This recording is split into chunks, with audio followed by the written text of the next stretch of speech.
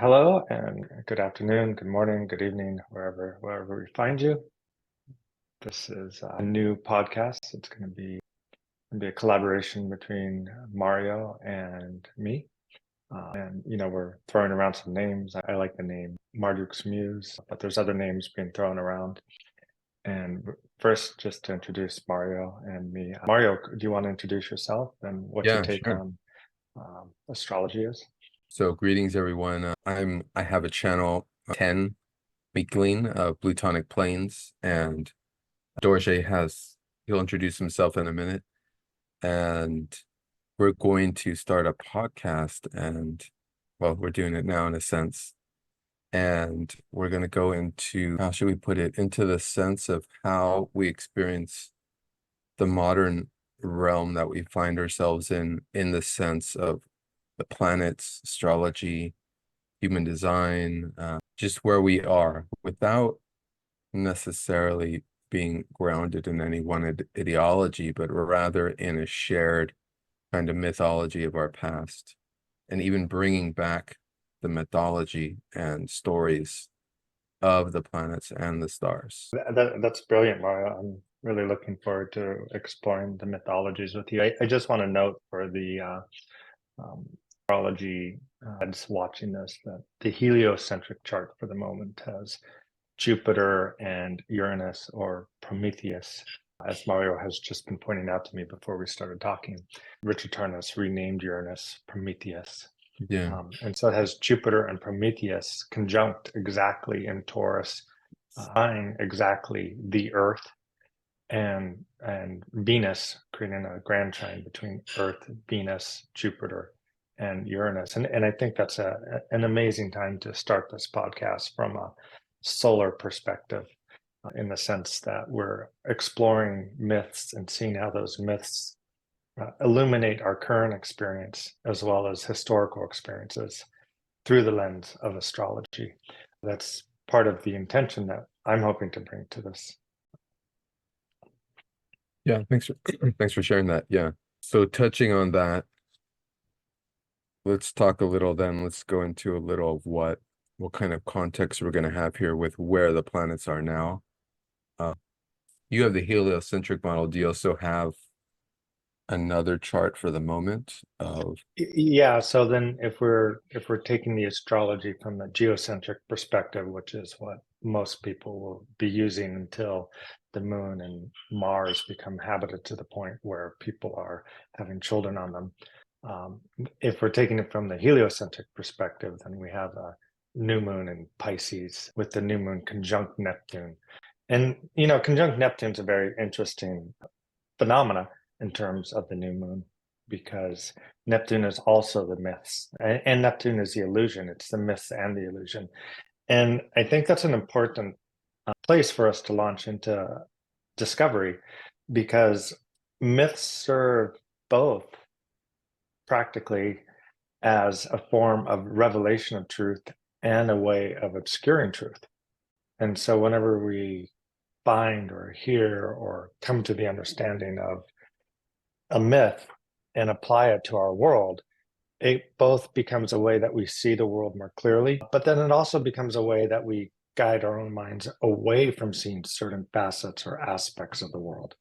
So Neptune, I think, which is the planet of illusion, mythology, dreams, is both the revealer of truths and discoveries, especially on a spiritual plane, and the concealer of truths. It's like all planets. It has this two-sided coin to it.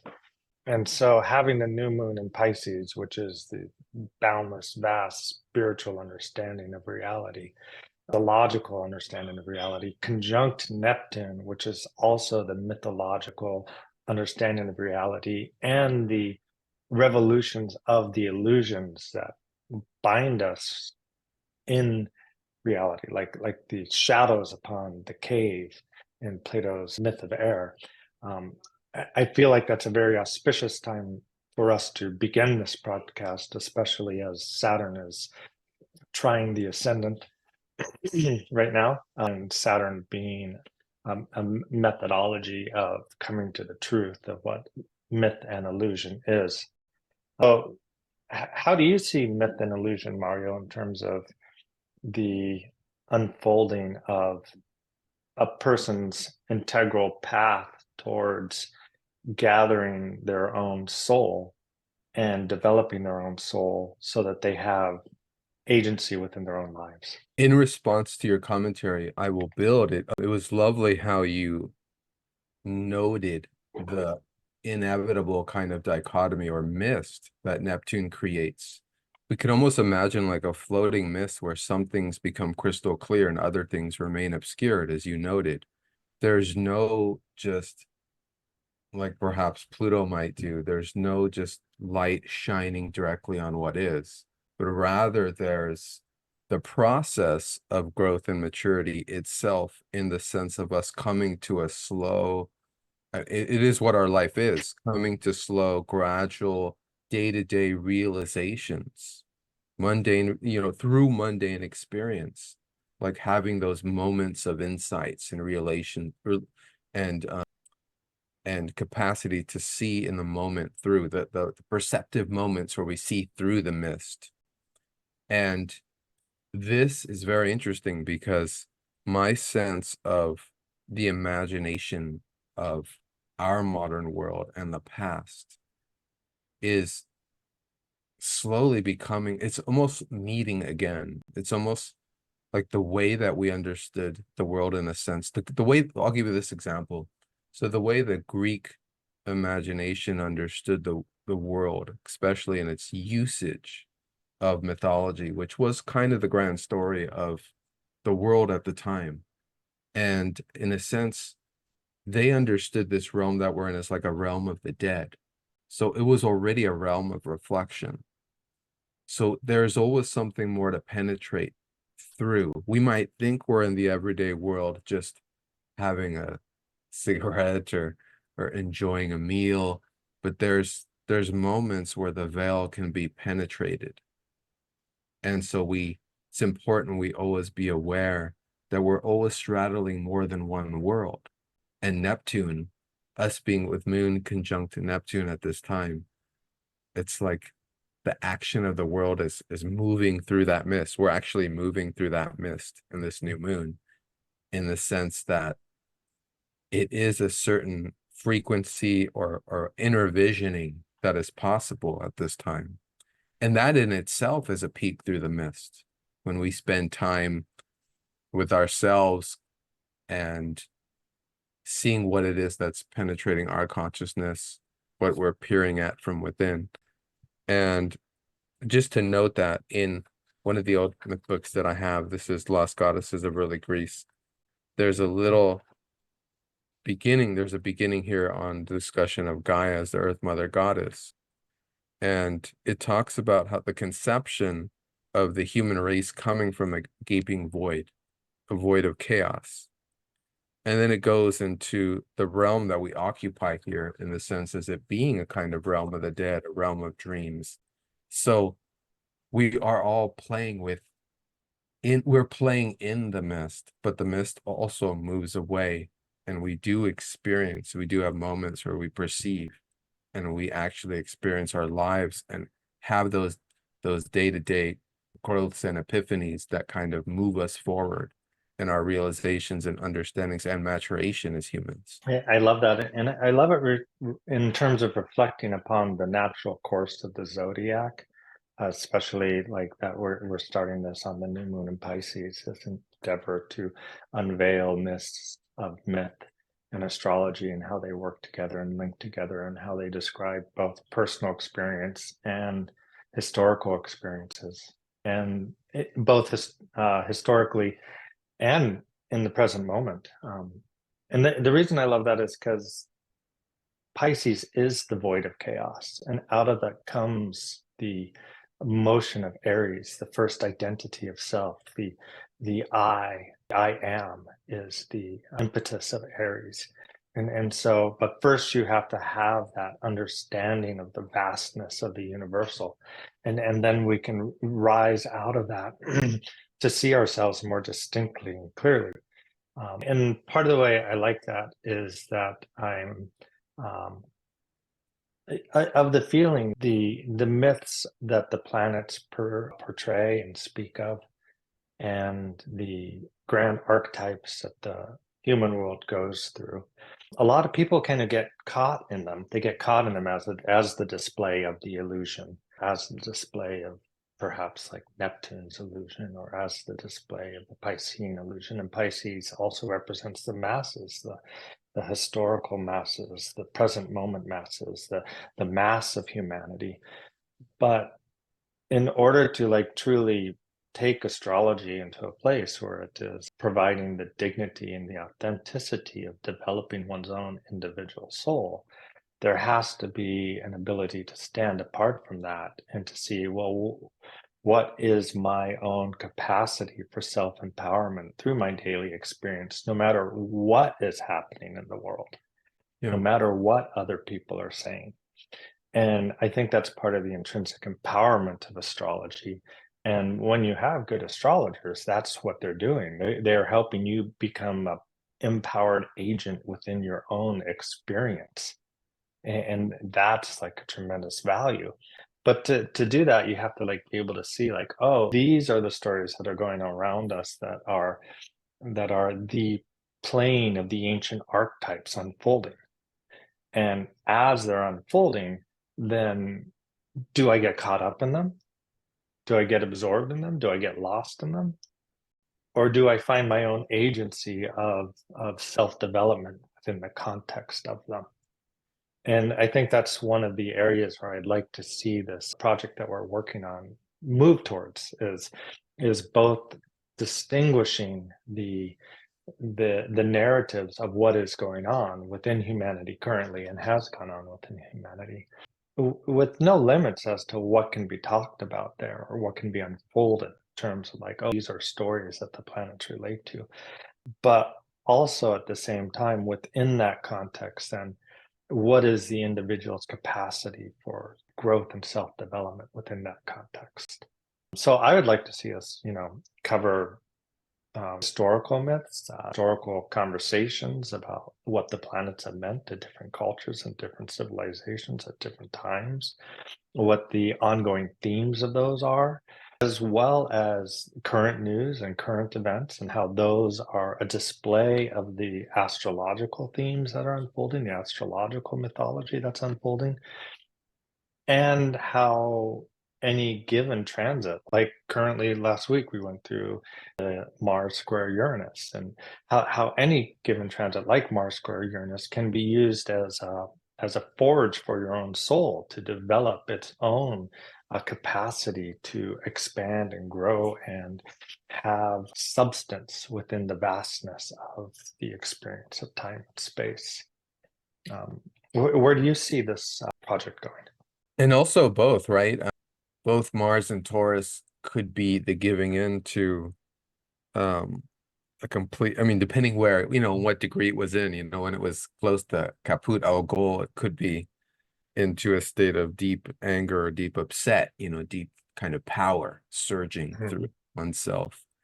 See, I like the dichotomy you brought up of the process of, because it's both, right? Like we're always living our life, and so the planets are always moving, so there's always these places on the stage being set up, and it's who's going to sit, who's going to stand, who's going to take what role. So we're always playing on and off the stage, we're always moving.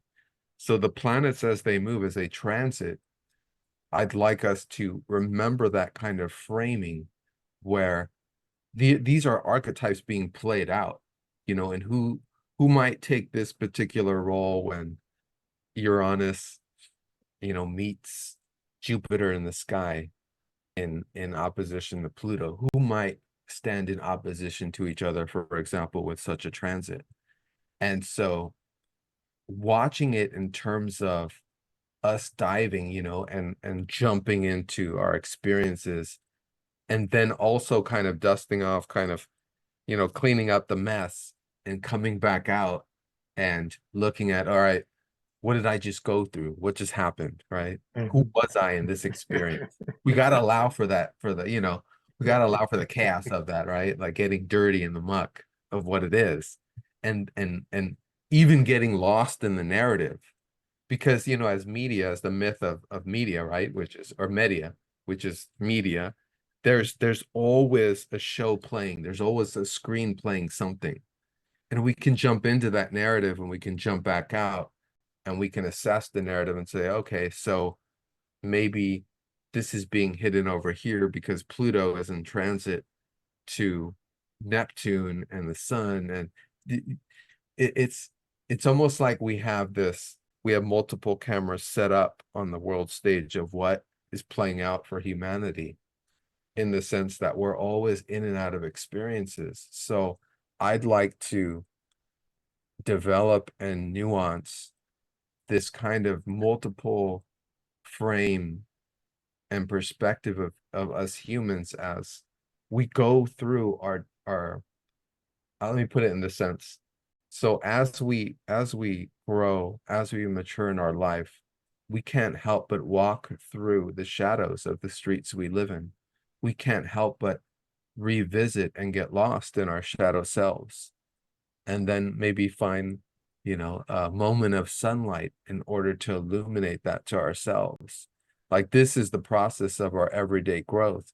And even in, and I'd like to know what you think about this, Dorje, in the sense of also allowing in our podcast this understanding where when we have recent new developments in astrology and human design, in the sense of, for example, Eris was discovered in 2005, right? In January of 2005. So we have this dwarf planet that was discovered, and yet immediately there's talk of what it means.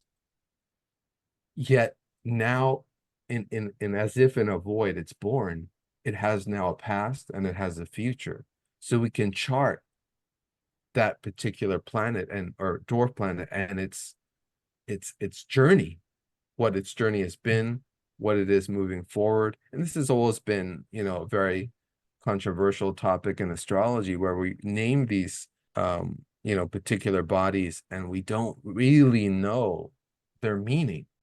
So as we explore different cultures and the meanings of the planets throughout history, let's also take a look at kind of the newer bodies that we're not fully actually aware of what their force or energy is.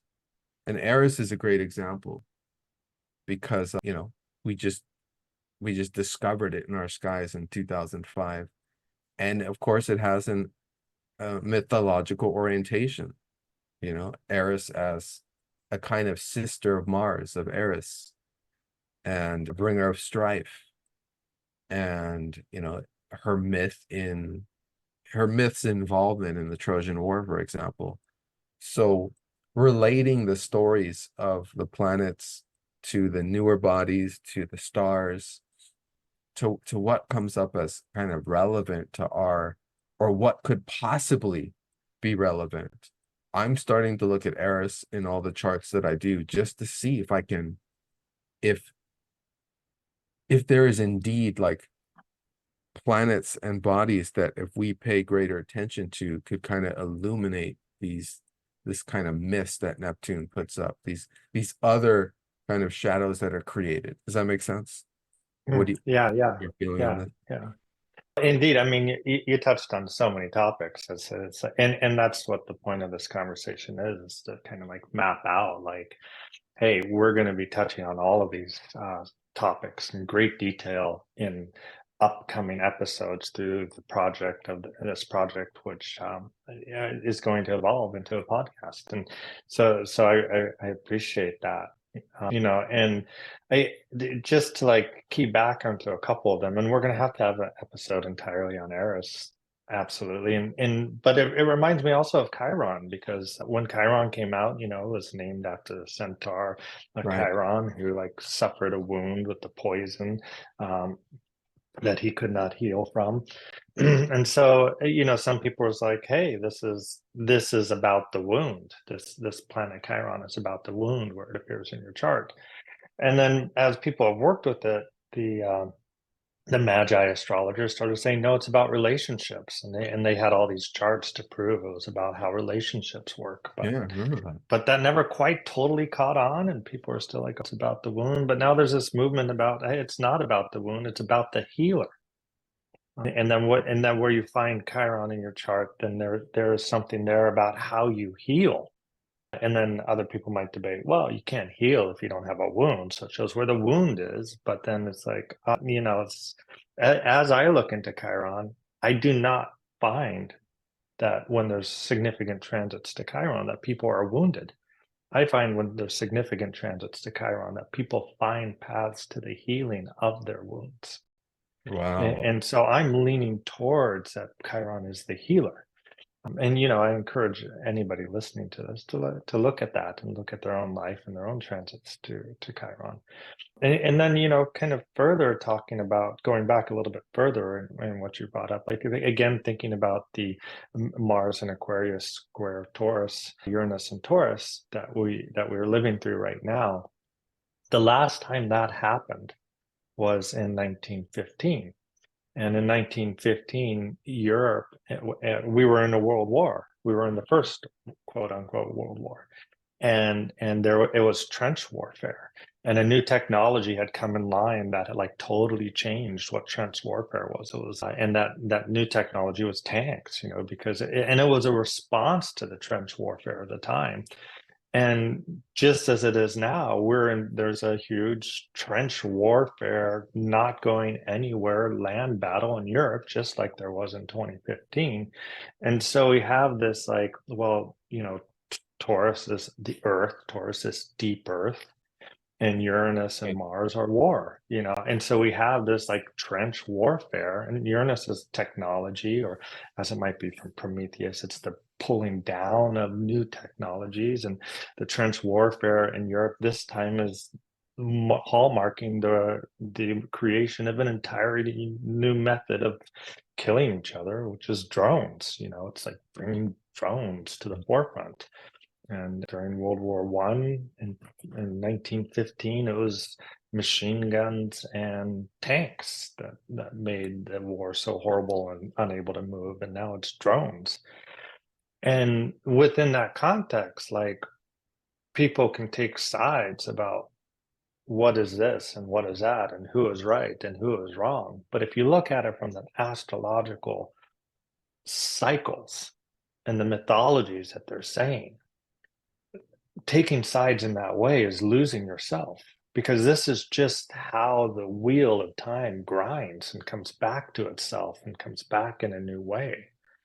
And so then that's where I'm like, well, we have Mars square Uranus. Like, what is the personal implications of that? In terms of like, how do you take that and say, okay, this is going to be a week of high energy.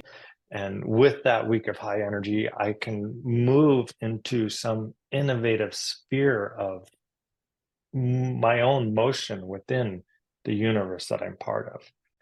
And so for like you and me, it's like, oh, okay, we're moving into this new like endeavor of a creative podcast in order to like put forth ideas and hear other people's responses to our ideas, and to develop a way of talking about astrology that I feel is inclusive, not necessarily defending any particular type of astrology, but looking at how the new bodies, the stars, the human design, the traditional astrology, the evolutionary astrology all informs the moment of astrology that we're living through and what we can get from that.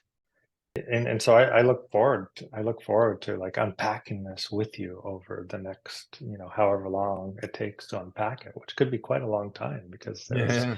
so much out there.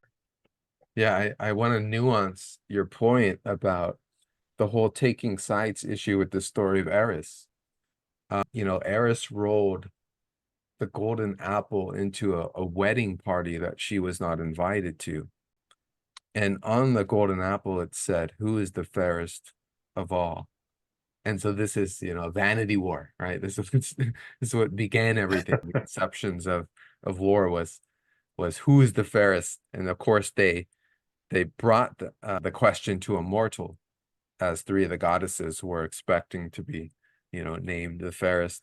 And this all started the Trojan War. But what's really interesting is the goddess of strife, Eris herself, who rolled the golden apple into the minds of the wedding party.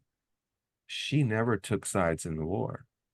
Mm. So, I mean, Yeah. that's interesting in itself. Of course, in that inception, it's kind of dark, right? I mean, this is someone who is causing strife. Or we could look at it from another perspective, that this was a golden apple of adversity, a test. Are we not Yeah. tested in our daily lives every day? Our Yeah. our character is built on our responses. It's built Right. on every day we have a choice to stay within our own path of heart, or to lose touch with our heart and take steps off that path.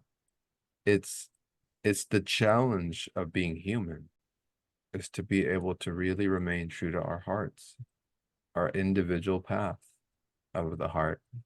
And so it can be nuanced quite a bit, I think, what you're talking about, Dorje, because I mean, I'm sure, in our lives, we all can get lost in those dichotomies with ease. We all are embodied, at birth, where um, we are the dust of the stars, right? We have the rays of the planets hitting us all the time. In human design, we call it the sun's neutrinos. So, and the other planets. So we're always moving through, and we're living the daily challenge of being able to really sticking to our personal authority, our personal integrity, our way, our path of heart. Beautiful. I love that. The path of heart. I mean, that is exquisite, exquisite. I think it's time to wrap up here in terms of like this exploratory episode. And for anyone who's watching it, we would love your feedback. So, hit us up in comments and notes and tell us what you think, and tell us where you think this could go that would be better, or your own responses to any of subjects or topics that we brought up. And we'll be putting up both on our channels. It'll be on my channel as well as Dorje's. My channel being Plutonic Planes, and your channel as well, Dorje. Where else are you going to put it, Dorje? So it'll be available on the Heart Astrology website, Okay. and then and I will also put it up on YouTube under Heart Astrology. And both Mario and I are available for readings anytime if you feel inspired. And it's great seeing you, Mario. I'm looking forward to where this goes. This is going to be a lot of fun. Yeah, sounds great. Thank you, and take care.